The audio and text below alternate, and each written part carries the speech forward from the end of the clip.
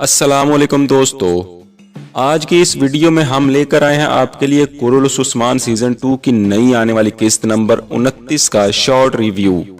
तो चलिए शुरू करते हैं। पहली एपिसोड में आप देख चुके हैं कि निजामुद्दीन ने उस्मान को झूठी इतला पहुंचाई कि अर्तगरल ने उसे मिलने के लिए बुलाया है। दरअसल ये आया निकोला की एक साजिश थी या कि इसके पीछे कोई और है, ये एपिसोड 29 में खुलकर सामने आ जाता है। किस्त शुरू होते ही उस्मान अपने बाबा से मिलने के लिए जंगल में पहुंच जाता है। वो जिसको बाबा समझकर पास जाता है वो ही पलटकर उस्मान पर चाकू से वार कर देता है, जो कि उस्मान के सीने में लगता है। खंजर का लगना था कि उस्मान फौरन जान गया कि वो किसी बड़ी साजिश में फंस चुका है।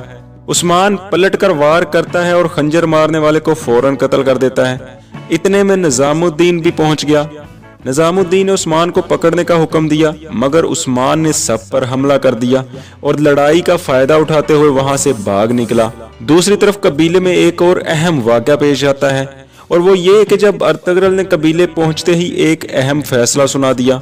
अर्तगरल दुंदार और गुंदूज को अपने पास खेमे में बुलाता है और दुंदार को हुक्म दिया कि फौरन हजल खातून को कत्ल के जुर्म में कैद में डाल दिया जाए। यह सुनना था कि हजल खातून के तो जैसे पांव तले से जमीन ही निकल गई, मगर अर्तगरल का यह हुक्म मानने में ही खैरियत थी।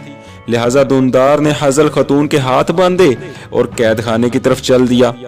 आया निकोला भी अपने करीबी साथी फलातियूस के हमरा काई कबीले पहुंच जाता है। ट्रेलर्स में इस सीन को बेहद अहम दिखाया जा चुका है, क्योंकि खेमे में फलातियूस अर्तगरल के सिपाहियों पर हमला करने के बाद अर्तगरल पर खंजर से वार करता दिखाई देता है, मगर दरअसल ये एक ख्याल था जो कि फलातियूस के दिमाग में चल रहा था। हकीकत में वो किसी पर भी हमला ना कर सका, और उल्टा ये कि वो अर्तगरल के लिए सोने के सिक्के बतौर तोहफे लेकर आते हैं। वो तोहफा अर्तगरल के हवाले करते हैं और आराम से वापस पलट जाते हैं। अब एक निगाह जंगल की तरफ डाले तो वहां उस्मान खंजर के वार से शदीद जख्मी हो जाता है। खून के ज्यादा बहाव की वजह से उस पर नीम बेहोशी का आलम तारी होना शुरू हो जाता है। इससे पहले कि उस्मान बेहोश हो जाता, गुप्तूग ने उस्मान को घोड़े पर बिठाकर निकल जाने का कहा और खुद वहीं रुक गया, क्योंकि निजामुद्दीन और उसके सिपाही उस्मान के ताकुब में थे। उस्मान तो वहां से भागने में कामयाब हो गया, मगर गुप्तूग निजामुद्दीन के हत्थे चढ़ गया। निजामुद्दीन उसे अपने सिपाहियों के हवाले करके खुद उस्मान के ताकुब में निकल गया। उस्मान कुछ ही दूर पहुंचा कि बेहोश होकर घोड़े से नीचे गिर गया। इत्तिफाक से वहां वही बुजुर्ग मिल जाते हैं जिनको शेख एदाबाली के शागिर्द के तौर पर ड्रामे में दाखिल किया गया है। वो उस्मान को निजामुद्दीन से छुपाने में कामयाब हो गए और उसे ले जाकर एक गार में छुप गए। उस्मान को जैसे ही होश आया तो वो फौरन उठने की कोशिश करने लगा ताकि वापस जा सके, मगर दरवेश ने उसे फौरन उठने से मना कर दिया। दूसरी तरफ जंगल में जहां निजामुद्दीन के सिपाहियों ने गुप्तूग को गिरफ्तार किया था, वहां बोरान और गुंदूज सिपाहियों समेत पहुंच गए। निजामुद्दीन के सिपाहियों को कत्ल करने के बाद वो गुप्तूग को आजाद कराने में कामयाब हो जाते हैं। गुप्तूग ने उनको बताया कि उस्मान जख्मी है, मैंने उसे भागने में मदद दी, वो जंगल से निकल गया, लेकिन अब कहाँ है ये मैं नहीं जानता।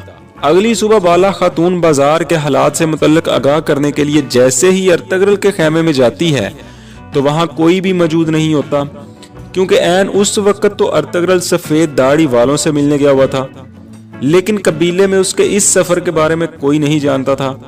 इसी दौरान कबीले में अर्तगरल के बेटे साओची की आमद होती है। साओची ने आते ही उस्मान और अर्तगरल के बारे में पूछा तो बाला ने बताया कि वो दोनों ही कबीले से गायब हैं। उस्मान गार में बेहतर होने के बाद वहां से निकलने का फैसला करता है। निजामुद्दीन अभी तक अपने सिपाहियों के हमरा उस्मान की तलाश में था। निजामुद्दीन और दरवेश का एक बार फिर आमना सामना हो जाता है, मगर इस बार ये उस्मान का बिछाया हुआ एक जाल था जिसमें निजामुद्दीन बासानी फंस जाता है। उस्मान सिपाहियों को कत्ल करने के बाद निजामुद्दीन को पकड़ लेता है। दोस्तों, कैसी लगी हमारी आज की वीडियो अपनी कीमती राय से जरूर आगाह करें, और कुरुलुस उस्मान के बारे में हर तरह की इत्तला से बाखबर रहने के लिए हमारे चैनल को जरूर सब्सक्राइब करें।